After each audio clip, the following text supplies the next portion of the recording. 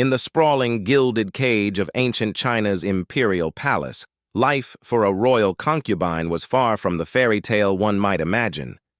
Many entered with dreams of honor and luxury, like Lian, a new addition to the emperor's harem. It is magnificent. A world away from my village.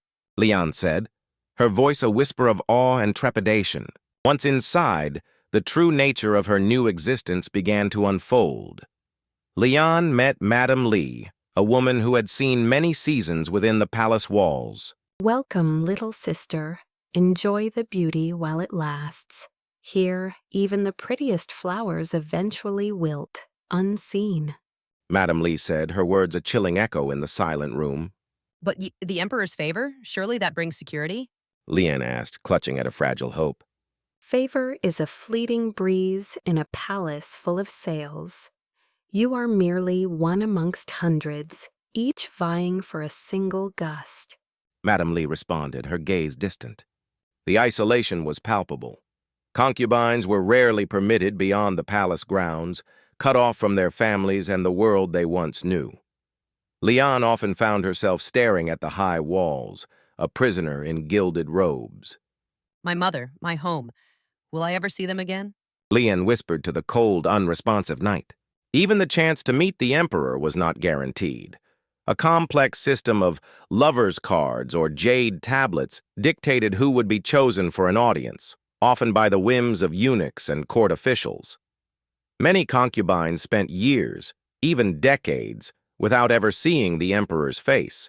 He chose concubine you tonight. Again, some are never chosen. Madame Li informed Lian, witnessing the familiar ritual. The harem was a viper's nest of rivalries. Competition for favor meant endless backstabbing, gossip, and even sinister plots. An unkind word could ruin a reputation. A small accident could end a life. Did you see her embroidery? So clumsy. A village girl indeed. Concubine Shu said, loud enough for Lian to hear. She will never catch the emperor's eye with such common hands. Concubine Yu added, exchanging a knowing look with her companion. The greatest pressure was the expectation to bear a male heir. A concubine's status, and even her survival, often depended on producing a son for the emperor. Without one, her future could be bleak. A son. A son changes everything. My only purpose here. Lian murmured to herself, the weight of the expectation heavy on her shoulders.